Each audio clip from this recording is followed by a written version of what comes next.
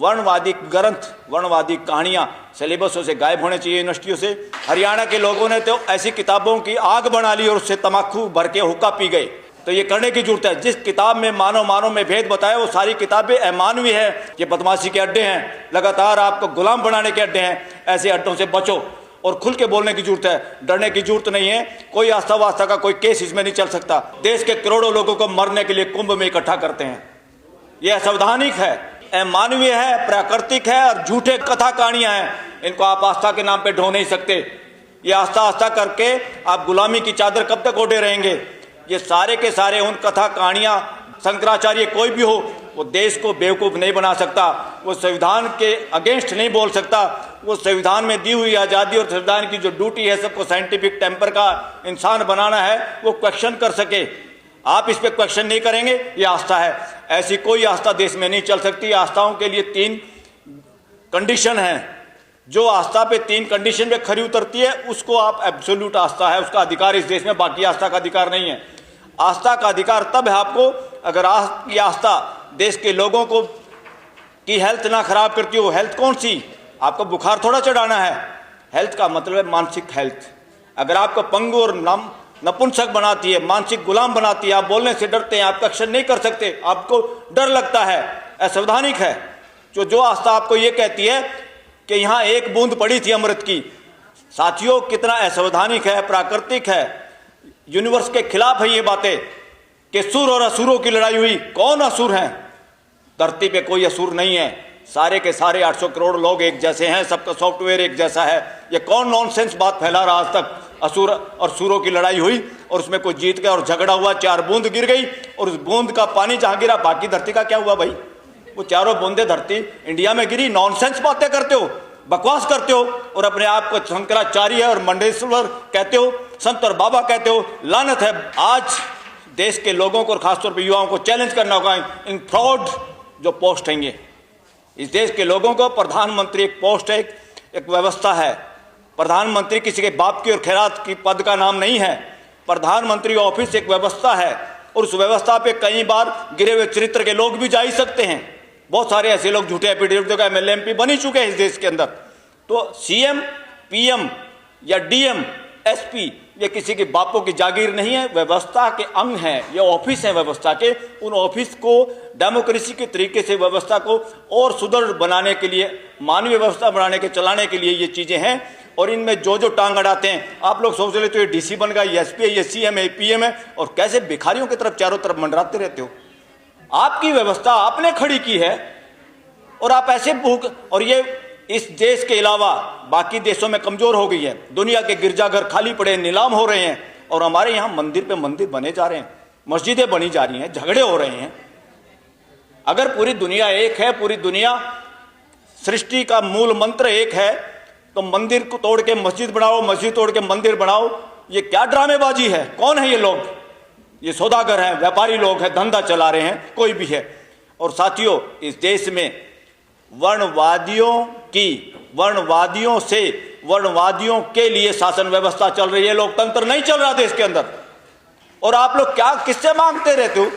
इतना नपुंसक बना दिया आप लोगों को और हमारे को कि हम सोचते हैं जो कुछ कर रहा है भगवान कर रहा है। दिस इज नॉनसेंस साथियों, अनसाइंटिफिक है। अस्तित्व में कोई ऐसी पावर नहीं है जो लोगों के साथ भेदभाव करती है। जो भी भेदभाव है मानव करता है, मानव द्वारा होता है, मानव के लिए करता है। अस्तित्व में कोई ऐसी शक्ति नहीं है जो आपको दे देगा घर बैठे बैठे। आदमी को छोड़ के किसी को इन चक्रों में पड़ने की जरूरत नहीं है। आदमी ही है जिसको समझ के करना होता, बाकी किसी को ना गॉड ढूंढने की जरूरत, ना मंदिर मस्जिद जाने की जरूरत है। ये हमारी व्यवस्था है और हमें भाईचारा बढ़ाने के लिए, और देश के संविधान का एक ही मूल मंत्र है, आपका कानून, आपकी व्यवस्था, आपकी रिजर्वेशन पॉलिसी, आपका कुछ भी अगर उससे भाईचारा, बंधुत्व अगर नहीं बढ़ता, तो यही एक मूल मंत्र आम आदमी पहचान सकता है कि देश में डेमोक्रेसी है कि नहीं है, शासन चल रहा है। भाईचारा कम हो रहा है तो शासन चल रहा है। राजा बदमाशी कर सकता है, किसी एक के साथ प्यार और दूसरे के साथ दुलार अपनी सत्ता बढ़ाने के लिए। घर का बाप, घर का दादा अपने बच्चों के साथ, माँ बाप अपने बच्चों के साथ भेद कर ही नहीं सकता। वो व्यवस्था होती है, ये शासन व्यवस्था नहीं है। ये तानाशाही चल रही है देश के अंदर। वर्णवादी ग्रंथ, वर्णवादी कहानियां सिलेबसों से गायब होने चाहिए यूनिवर्सिटियों से। हरियाणा के लोगों ने तो ऐसी किताबों की आग बना ली और उससे तमाकू भर के हुक्का पी गए।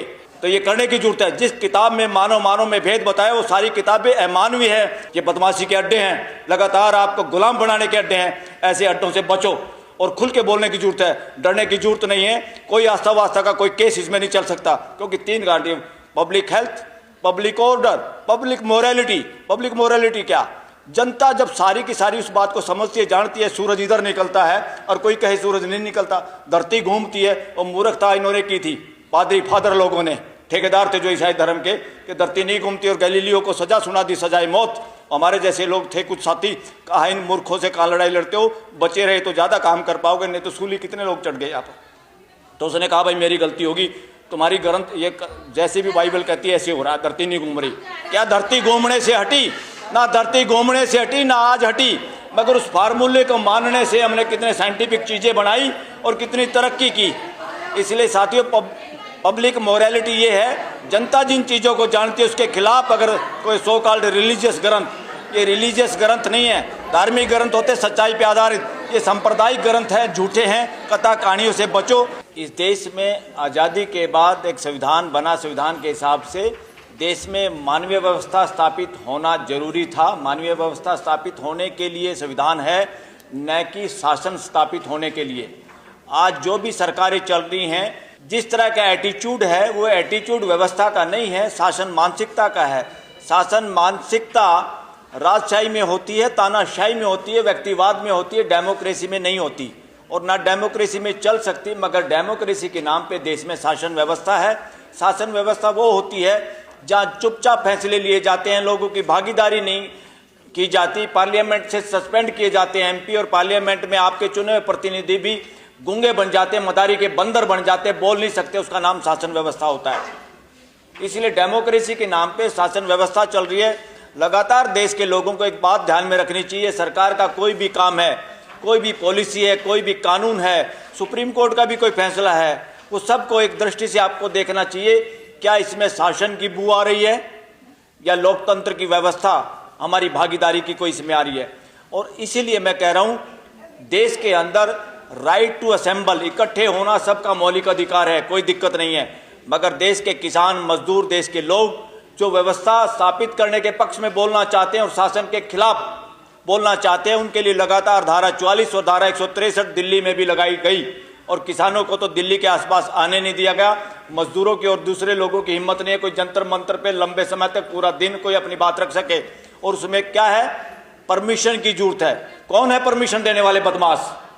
जिनका नाम एग्जीक्यूटिव मैजिस्ट्रेट है हमारे कानून में। वो अंग्रेजों ने बनाया था। क्यों बनाया था वो कानून? ताकि जब भी कोई बोलना शुरू करे, अपने गुलाम बंदर से उनको नकेल कसवा दी जाए और लोगों को बोलने नहीं दिया जाए, लोगों को इकट्ठे ना होने दिया जाए। ये कानून असंवैधानिक, उस संविधान के लोगों ने भी आज तक किसी ने ध्यान ही नहीं दिया, और धारा 44 से आज 163 के रूप में उसी को आज बरकरार है। ये शासन का षड्यंत्र है, ये डेमोक्रेसी के खिलाफ है। फ्यूचर में ये खत्म होनी होगी। राइट टू असेंबल में क्या होता है, व्यवस्था में क्या होता है? जब मुझे इकट्ठा होना है, हम लोगों को इकट्ठा होना, हमें इन्फॉर्मेशन देनी होती है, ताकि पुलिस की व्यवस्था, पानी की व्यवस्था, कोई व्यवस्था सरकार की तरफ से हो तो हो जाए। मगर उसमें यह नहीं है कि आप मना कर दोगे लोगों को इकट्ठा होने से। जहां लोगों को इकट्ठा होने से कि यहां कानून की व्यवस्था चरमरा जाएगी, जंतर मंतर पे भी आपको परमिशन नहीं मिलती। हाँ, आपने ये पीछे जो लिखा है दिल्ली में डोमिसाइल का, बिल्कुल, अरे दिल्ली में इतने सारे कानूनों को आपने ध्वस्त कर दिया। पूरे देश के लिए जब आपको बेनिफिट होता है वर्णवादी व्यवस्था को, वर्णवादी मानसिकता को, तो आप सारे कानून ध्वस्त कर देते हो। दिल्ली है आपके, हमारा ग्लोबल एक तरह से इंडिया का विलेज है, एक स्टेट ऐसा, यहाँ वो सारे के सारे धराशायी के नाम पूरे देश के लोग, ओबीसी, एससी, एसटीओ की तो रिजर्वेशन ही नहीं यहाँ पर, जबकि एसटी बहुत सारे लोग रहते हैं यहाँ पे। अब उनकी रूटें वहाँ से कट गई हैं, यहाँ नौकरी करने के चक्कर में आए थे, यहाँ बस गए, तो उनकी जो भी हक बनता है एज पर कॉन्स्टिट्यूशन वो मिलना चाहिए। ये डोमिसाइल की नॉनसेंस जो सिचुएशन अभी चल रही है दिल्ली में, ये तुरंत खत्म होनी चाहिए साथियों। और मैं एक और बात आप करके, क्योंकि मैं फोटो लगातार जब देखता हूँ, जब भी एससी, एसटी, ओबीसी, माइनॉरिटी, और अभी मैं आदिवासियों के किसी प्रोग्राम में था मध्य प्रदेश में, तो वहाँ मैंने कहा, वो लोग बड़े खुश हुए इस बात से। मैंने कहा बात सुनो, नॉर्थ इंडिया का अगर सबसे बड़ा इसके खिलाफ लड़ने वाला आदमी जो वर्णवादी व्यवस्था के खिलाफ, वो था छोटू राम, जो कंबाइंड पंजाब में एक मंत्री था। वो सीएम हो सकता था, मगर जानबूझ के उन्होंने ये, क्योंकि बहुसंख्या में मुसलमान लोग ज़्यादा थे, वो उनको खुद बनाना चाहते थे सीएम, मगर फिर भी उसके बावजूद मुसलमान सीएम थे। और उसके सीएम होते हुए गांधी और जवाहरलाल नेहरू को भी सिफारिश करनी पड़ी थी। किसने? जो पाकिस्तान का बंटवारा चाहता था। जिन्ना पंजाब में नहीं घुस सका, उसको घुसने नहीं दिया, वो समाज को तोड़ नहीं पाया। हिंदू मुसलमान सिख ईसाई किसी को नहीं तोड़ पाया। सारा मजदूर, सारा किसान एक ही उसमें था। क्यों? क्योंकि सब सामने वाला अगर परिवार के मुखिया या परिवार के कुछ लोग ऐसे हों जो पूरे परिवार को बांध के रख सकते हैं, वही है व्यवस्था, मानवीय व्यवस्था। और उसको भी अब लोगों में ये मत बना है, क्योंकि उनका शरीर नीला पड़ा हुआ था। जो उनके पास रहते थे, एक सरदार जी जो अब इंग्लैंड में बसते हैं, उनके फादर थे, उनके पास एम्प्लॉय थे। उन्होंने बताया था, बोले उस वक्त ना कम्युनिकेशन थे ना कुछ था। मेरे बाप ने बताया था कि छोटू राम का शरीर नीला पड़ा हुआ था, वो मरा नहीं था, जहर दे के मारा गया था। इसीलिए डिवीजन के लिए क्या क्या नहीं हुआ इस देश के अंदर। और सबसे ज़्यादा इस वर्णवादी व्यवस्था का, जब तक ये जो लोग थे ना, Hindu Mahasabha so called, 2-3 seat पूरे कंबाइंड पंजाब, जिसमें पाकिस्तान का पंजाब, इंडिया का पंजाब, हिमाचल प्रदेश, राजस्थान का भी हिस्सा, आज का हरियाणा, आपकी दिल्ली और कुछ पश्चिमी यूपी का भी ये सब कंबाइंड पंजाब का हिस्सा था। इतना बड़ा एक देश था एक तरह से, और उसके अंदर डिवीजन के लिए कोई आदमी मानसिक तौर से तैयार नहीं था साथियों। इसलिए मैं फ्यूचर में चाहता हूँ, और उसकी वजह से उन्होंने जितने टिल्ट खेती करने वाले लोग थे, सबसे ज़्यादा देश में शेड्यूल कास्ट के लोगों के पास अगर ज़मीन है, खेती करने वाले जमींदार हैं, तो वो J&K में है, जो उन्हीं के बनाए हुए कानून के आधार पर, उस कानून की वजह से उनको भी ज़मीन वहाँ मिली थी। आप लोगों को इस बात का आइडिया होना चाहिए। और उसका बेनिफिट वर्णवादियों को भी मिला, ब्राह्मणों को भी मिला, बनियों को मिला। जो टिल्ट करता था, खेती करता था, उन सबको मालिकाना हक मिला था, only due to Chhotu Ram. तो छोटू राम जैसा वो भी एक ओबीसी का चेहरा है इस देश के अंदर, और उस ओबीसी का जो माइनॉरिटी के साथ हैं, जो डिविजिव फोर्सों के खिलाफ लड़े, और उस फोर्स के खिलाफ लड़ते लड़ते जिनकी शहादत हुई, और समाज को पता ही नहीं था कि जहर दे के मारा गया है। आज जब उसके सबूत सामने आ रहे हैं, तो ये स्टोरी इस देश की है। देश में आदमी की पहचान नहीं हुई,